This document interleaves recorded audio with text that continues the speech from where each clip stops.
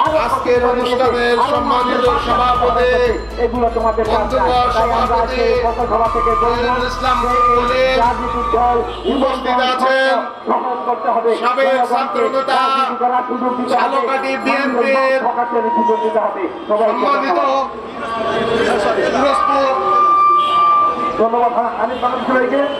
পিরোজপুর জেলা বিএনপি সংগ্রামী সভাপতি আমাদের প্রাণপ্রিয় মুখ সাবেক তুখোড় আন্দোলনের অন্যতম প্রিয় মুখ আলমগীর ভাই উপস্থিত আছেন বৈষম্য বিরোধী আন্দোলনের সম্মানিত সাধারণ সম্পাদক আনোয়ার ভাই উপস্থিত আছে জাতীয়তাবাদী মুক্তিযুদ্ধ প্রজন্মের সংগ্রামী সাধারণ সম্পাদক ইব্রাহিম উপস্থিত আছেন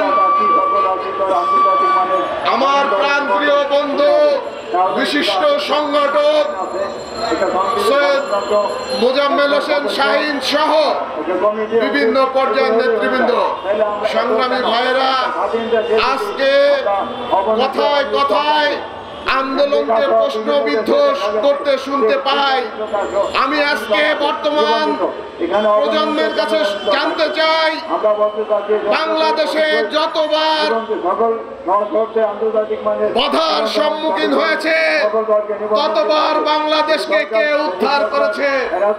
বিগত সেই স্বাধীনতার পূর্বে যদি ফিরে যান আপনারা দেখতে পাবেন 1971 সালে 25শে মার্চ যখন শেখ মুজিবুর রহমান পাকিস্তানি বাহিনীর কাছে আত্মসমর্পণ করেছিল, সেদিন বাংলাদেশের অক্ষত মেজর শহীদ প্রেসিডেন্ট জিয়াউর রহমান চট্টগ্রামের কালুরঘাট থেকে স্বাধীনতার ঘোষণা দিয়ে বলেছিল উই রিভোল্ট, এবং সেদিন বাংলাদেশের তামাল ছেলেরা স্বাধীনতা যুদ্ধে ঝাঁপিয়ে পড়ে বাংলাদেশকে পাকিস্তানি হানাদার বাহিনীর কাছ থেকে মুক্ত করে বাংলাদেশের স্বাধীনতা অর্জিত হয়েছিল। এবং এই স্বাধীনতা যুদ্ধে অংশগ্রহণের পর দেশকে স্বাধীনতা ফিরিয়ে দিয়ে তিনি যখন আবার তিনি তার কর্তব্যে ফিরে যান তখন আমরা কি দেখতে পেয়েছিলাম? এই শেখ মুজিবুর রহমান বাংলাদেশে এসে বাংলাদেশের ক্ষমতা গ্রহণ করেছিল, কিন্তু আমরা কি দেখেছিলাম? সেদিন থেকেই শুরু হয়েছিল বাংলার মানুষের কাছে যে বহু প্রতীক্ষিত স্বাধীনতার মূল বিষয় বস্তু ছিল গণতন্ত্র, ভোটাধিকার এবং মানুষের অধিকার। কিন্তু আমরা সেদিন কি দেখেছিলাম? শেখ মুজিবুর রহমান যখন ক্ষমতা গ্রহণ করলো বাংলাদেশের দমন পীড়ন শুরু হলো। আপনারা দেখেছিলেন 1974 সালেও বাংলাদেশে যে দুর্ভিক্ষ হয়েছিল, পুকুরে মানুষে একসাথে খাদ্য খেতে হয়েছিল, বাংলাদেশকে একটি তলাবিহীন ঝুড়িতে পরিণত করেছিল। এবং বাংলাদেশে যেভাবে ধর্ষণ, লুটপাট, ব্যাংক ডাকাত তার ছেলেরা, তার জামাইরা, তার ভাইরা যেভাবে শুরু করেছিল, বাংলার মানুষ অতিষ্ঠ হয়ে গিয়েছিল এবং সেখান থেকে পরিত্রাণ পাওয়ার জন্য বাংলার মানুষ নানা উপায় খুঁজছিল।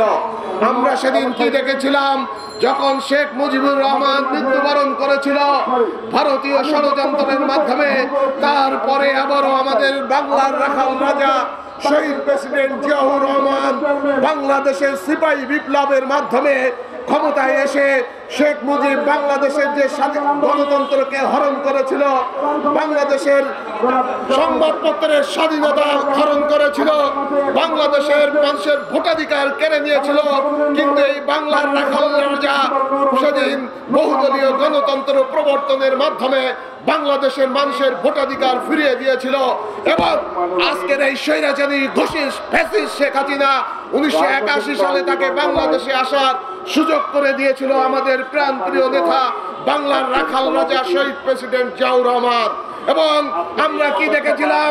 1981 সালে যখন আমাদের প্রাণপ্রিয় নেতা শহীদ প্রেসিডেন্ট জিয়াউর রহমান বাংলাদেশকে একটি তলাবিহীন ঝুড়ি থেকে, সেই হেনরি কিসিঞ্জারের কথায় তলাবিহীন ঝুড়ি থেকে খাল খননের মাধ্যমে বাংলাদেশের আনাচে কানাচে গিয়ে প্রত্যেকটি মানুষের দ্বারে দ্বারে পৌঁছে দিয়ে বাংলাদেশকে একটি সুজলা সুফলা শস্য শ্যামলা দেশে পরিণত করেছিল। এবং বাংলাদেশের সেই তলাবিহীন ঝুড়ি থেকে গুছিয়ে বাংলাদেশকে খাদ্যে স্বয়ং সম্পূর্ণ করেছিল এবং বাংলাদেশের খাদ্য শস্য রপ্তানি করেছিল, সেই প্রাণপ্রিয় নেতাকে সেই শেখ হাসিনার ষড়যন্ত্রের মাধ্যমে 1981 সালে মৃত্যুবরণ করতে হয়েছিল। তাই আজকে সবাইকে সচেষ্ট থাকতে হবে। এই বিএনপিকে বাদ দিয়ে বাংলাদেশে কোনো কিছু চিন্তা যদি করেন, আবারও বাংলাদেশের সংকট শুরু হবে। আমাদের দেশের নেত্রী, প্রিয় নেত্রী বেগম খালেদা জিয়া 1981 সালে শহীদ প্রেসিডেন্ট জিয়াউর রহমানের মরার পরে তিনি রাজপথে নেমে এনেছিলেন এবং 10টি বছর আন্দোলন সংগ্রামের মাধ্যমে স্বৈরাচার এরশাদ সরকারকে হটিয়ে বাংলাদেশে গণতন্ত্র এনে দিয়েছিলেন এবং বাংলাদেশ মানুষের ভোটাধিকার ফিরিয়ে দিয়েছিলেন। বাংলাদেশের সংসদীয় গণতন্ত্র প্রবর্তন করেছিলেন। বাংলাদেশের মানুষ আবারও মুক্ত হয়েছিল, ভোটাধিকার প্রয়োগ করতে পেরেছিল, গণতন্ত্র ফিরে এসেছিল। তাই আবারও বলতে চাই, বিএনপিকে বাদ দিয়ে বাংলাদেশে কোনো কিছু আশা করলে তার ফলশ্রুতি ভালো হয় না। কারণ বিগত 16 বছর এই স্বৈরাচারী শেখ হাসিনা বাংলার মানুষকে তার ভোটের অধিকার, ভাতের অধিকার, এমনকি কথা বলার অধিকার কেড়ে নিয়েছিল। আপনারা জানেন, বাংলাদেশের আমাদের এই সাধারণ মোবাইলও আমরা পরিচালনা করতে পারতাম না, মোবাইল কেড়ে নিত এবং শেখ হাসিনার ফ্যাসিস্ট এই লুটেরা বাহিনী বিভিন্নভাবে নির্যাতন